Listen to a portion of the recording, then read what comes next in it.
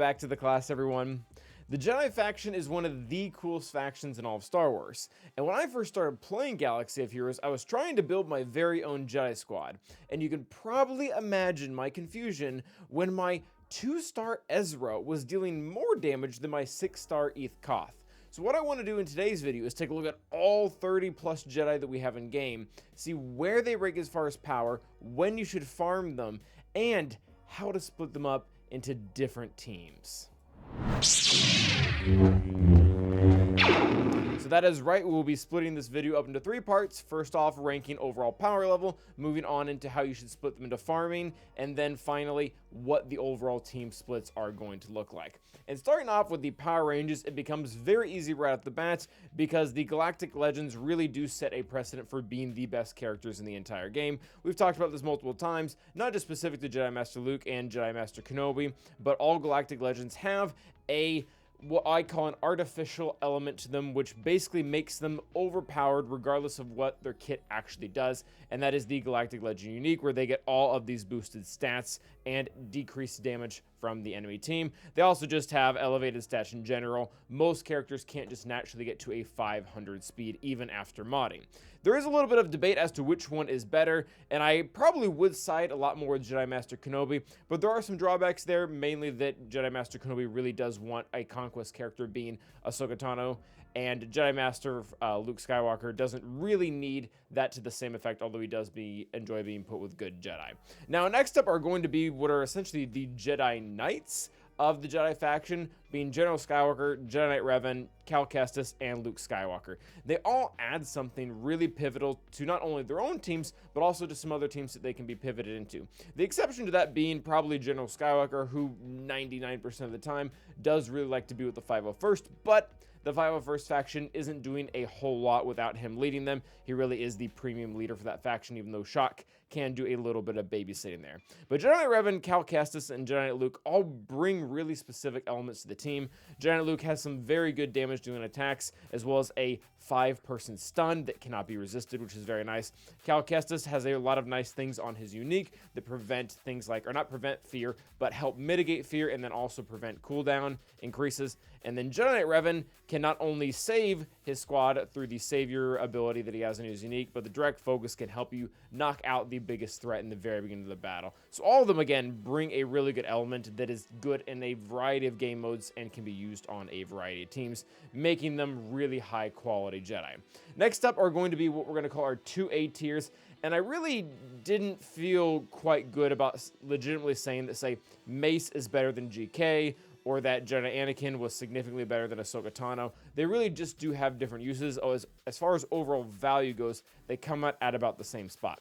While Padawan Obi-Wan and Master Qui-Gon are probably stronger than most of the other Jedi in these sections right now, they're really pigeonholed to just the Queen Amidala team. So if you do not have that conquest character, you're kind of out to lunch. Whereas we take characters like Jedi Anakin and Ki-Adi-Mundi, they have a little bit more flexibility between squads, like Qui-Gon Jinn with his Omicron and JC, Kelleran Beck, and even sometimes with JMK. Mace overall is just an amazing tank. In addition to an amazing tank, we talk about this a lot, his Shatterpoint helps deal with a lot of really strong characters out there because he can keep reducing their overall max stats, assuming he doesn't die and he is a tank, so that actually might happen some of the time.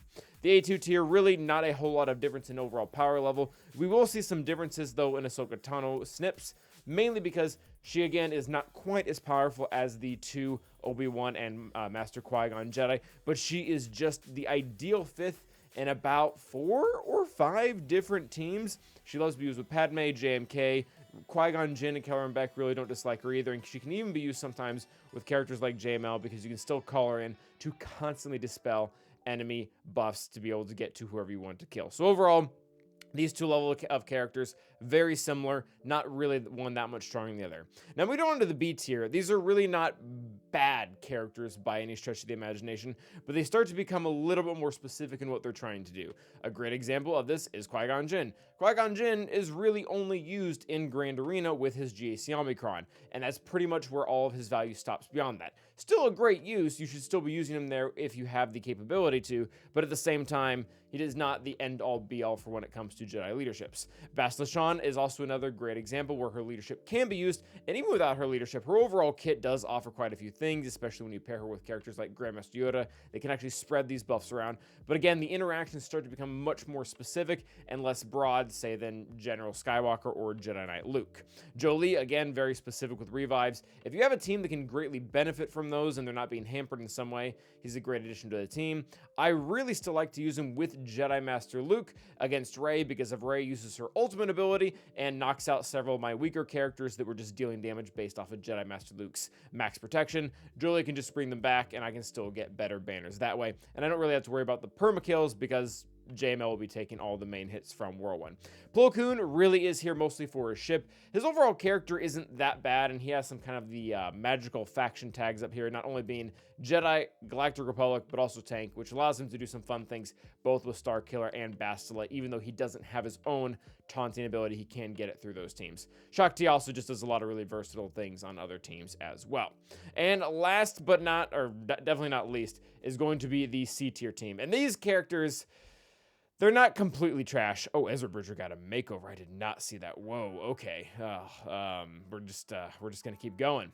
Yeah, Ayla, actually, I really feel bad about putting Ayla in here just because she does offer quite a few things, both as far as damage, stuns, and counters go. She's really not useless, but this ends up becoming more of the filler tier where you use these characters when you don't have many better options. And to be frank, I think I'm using 4 or 5-ish Jedi teams now, so I'm actually using Ayla on a regular basis. This really isn't a knock against her, it's more so that there just are a lot of Jedi that just happen to be better than her. Luminar, really not all that great unless you put on her GAC Omicron, in which case she becomes a little bit better, but still not overly fantastic. I would not recommend this for the majority of people. I've tried to find uses for it, and I've not really been all that successful. Eve Koth, he is a support and Galactic Republic, so you can use him under Gidme so that he can delete things without having to worry about using a better premium character like Grandmaster Yoda or R2-D2. And Ezra Bridger, who this is going to take some getting used to. Wow, I was not expecting this. Okay, he's a good transitionary character, really not one of the best Jedi out there, but at the same time, you get him in order to get a lot of other things, and he can be a nice slot for damage dealers when you don't have a more premium character like Ki-Adi-Mundi or Jedi Knight Cal Kestis.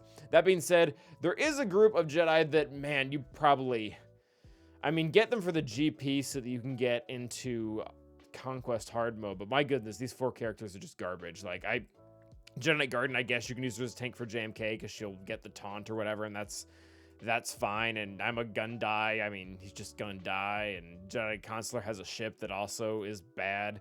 Kit Fisto's kit is horrible. I mean, he's being used in the raid right now, but part of these videos we're trying not to be that temporal when we talk about this, and that's a very temporary raid that's going to be gone in 6 months or something like that. So taking away the raid, Kit Fisto really isn't doing anything at all except for being in a mission in TB that nobody actually needs to do.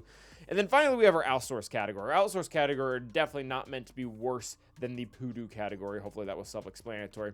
But at the same time, it feels a little bit unfair to compare these Jedi to the other ones because these Jedi typically are never used in Jedi teams. Old Ben being used mostly in the Leia or Starkiller team.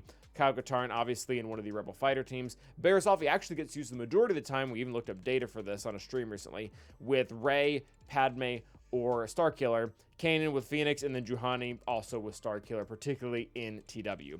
So overall, that's kind of where the Jedi sit. They're in a really good spot right now, which, excluding these bottom 4 and maybe a few from this category as well, most of them are very good, and you can kind of build teams along the way to be able to pump them up. But speaking of building teams, let's take a look into our team splits. And luckily, I feel like we're at a really good spot with how many different Jedi teams we can build that are actually good.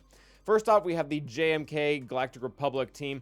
I'm excluding a few slots here just because most people, vast majority of people, are going to want to have Commander Ahsoka Tano in here, so I'm not going to try to pretend to put someone else there. And then you can put other Galactic Republic characters like there as well, like Padme, who does quite well. Queen Amidala is obviously leading Master Qui-Gon and Master Obi-Wan. There also is some really nice synergy with Barriss Offee with crits as well with Queen Amidala, so I like her there. And then Ayla, as we previously mentioned, is a good filler because she just does some nice stuff every now and then. The Qui-Gon Jinn, this team has become really tight over time. When Qui-Gon Jinn first came out, or even when Ki-Adi-Mundi first came out, it didn't really feel like we had all the pieces of the team. This has really going well right now. Qui-Gon Jinn has a great leadership. Jedi Anakin is a great attacker who functions well with Qui-Gon Jinn. Mace Windu is a great tank. Ki-Adi-Mundi is a great overall booster because of the stats he's doing through his unique. And then Kelleron Beck, he is an attacker and his damage is pretty good, but he's also supporting, or he's given a lot of support through his unique, which stops certain debuffs and supplies other buffs in its place, making or cutting out a selected group of counters that were being used against this team overall. Now, when it comes to splitting up the rest of the Jedi, there are really two main ways to do it. You can either make one Super Jedi team and then kind of a leftover team. Both are kind of okay, and it will depend on your overall needs. Or you can do the opposite. You can put all the Super Jedi in a team outside of Jedi Master Luke, like above, which can actually tackle teams like JMK with the amount of abilities they have. And then you can just take Jedi Master Luke and do the thing we talked with Jolie Bindu earlier and just start killing other teams because of the massive amount of damage that is coming through Jedi Master Luke's leadership ability based off of his max protection. So you don't really need to have other high damaging characters in there like Jedi Luke. You can use characters like Plo Koon or Shock who have a little bit more utility because of dispels or revives or buffs or whatever it is. They don't necessarily need a lot of really hard hitters or people that are stunning 5 characters at a time. So there are options. You can split them up one of those two ways and you will get good results either way. What I typically like to do is take most of my Jedi on offense and then I see what's on my enemy's board in GAC and I kind of pivot from there.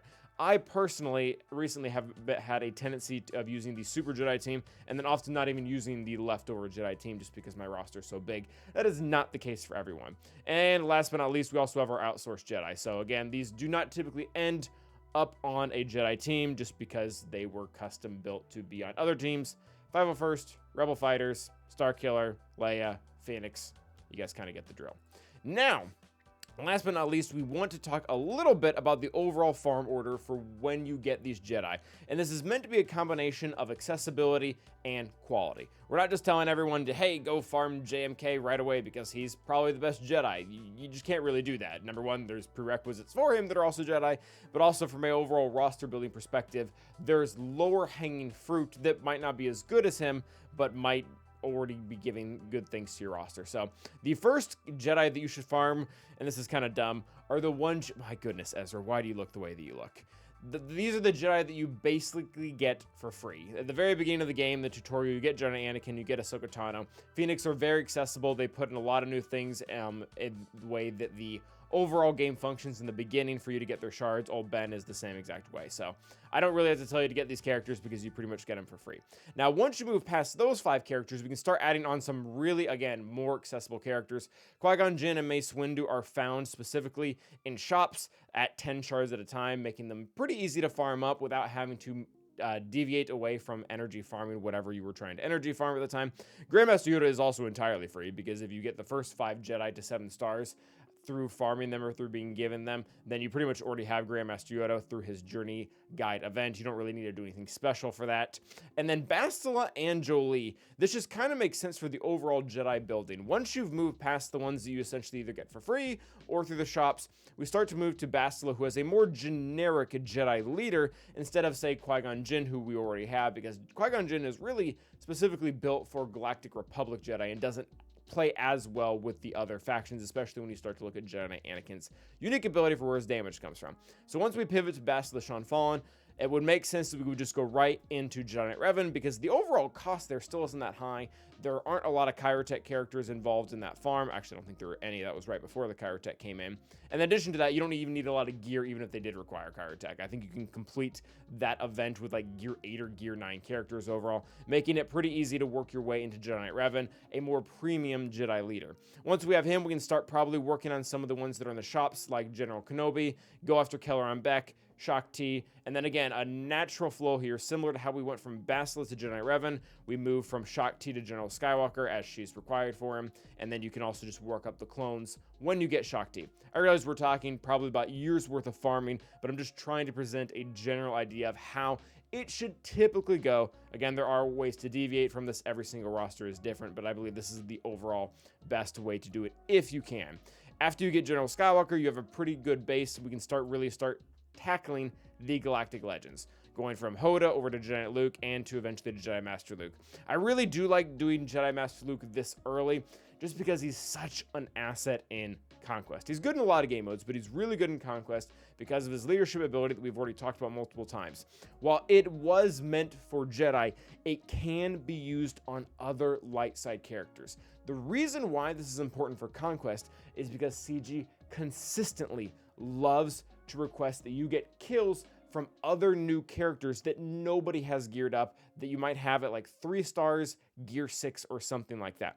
What you do is you throw in Jedi Master Luke with that light side character, whoever it is, whatever new character they're doing at the time, and when you call that new character to assist with Jedi Master Luke, and they get the kill based off of the damage from his max protection, that new character gets the kill, and you can actually work through feats a lot easier. So again, great asset for Conquest overall, especially with those pesky feats that a lot of us don't have access to if you're not wailing on the character right out the gate. Again, assuming the character is a light side character, that won't work with dark side, unfortunately. Once we get Jedi Master Luke, we can start going for more of the long-term goals like Padawan Obi-Wan and Master Qui-Gon, who, while they do have an assault battle that will yield dividends over time, you do really want them at higher relics, and I think it would be more pertinent to focus on, again, the lower hanging fruit, like the General Skywalker and Jedi Master Luke teams, to be able to hit a wide variety of game modes rather than just hitting that one assault battle, especially if you're lacking Queen Amidala and can't actually fill out the full team in other game modes. After you finish them, we would move on to JMK, who Ayla is required for him, so it just makes sense to do those two right in a row. And the reason why we're kind of leaving JMK for last in this overall list is just because the entry level for him, it's pretty high. Not only do you want Commander Ahsoka Tano to be on the team to make it the best it can be, but you need Watt farmed up at all to get him. So it feels a little bit awkward to put him any higher up because he's already gated by several other outside factors. I feel like most people are going to have a harder time going after him, especially if you're starting off newer in the game. And for Wave 5, for what you should be getting after JMK, it's Ki-Adi-Mundi with Get 3, unless you got the new Ki-Adi-Mundi pack, which if you did, that's pretty cool for you. And then Ivkoth, just because he has some nice utility because of all his factions up here, especially with the support and Gidme thing. You don't have to get him. I mean, JMK is obviously more important, especially with even with everything that is required for JMK. Definitely do that first, but Ivkoth's not entirely wasted. These 5 characters, I mean, maybe just don't. We've already kind of ragged at them enough. We put most of them in the Poodoo area, so, you know, just do as you wish, but I probably wouldn't recommend them. Now, finally, are going to be the characters that vary when you farm them. Again, it becomes a little bit weird to put Kyle Katarn or Juhani or Plo Koon into the overall system of when they should be farmed, because you farm them for entirely different reasons than you farm the rest of the Jedi. Plo Koon, you're doing it specifically for the Negotiator fleet, probably. Barrish, you're probably doing it for a character like Rey or Starkiller. Juhani, you're definitely doing it for Starkiller and TW, if you care about that. Kyle Katarn, you're definitely doing it for Rebel Fighters. And Cal Kestis, I realize it's really weird that he's here, but I just couldn't really find a place where I loved him. He realistically is going to be somewhere between Wave 2 and 3.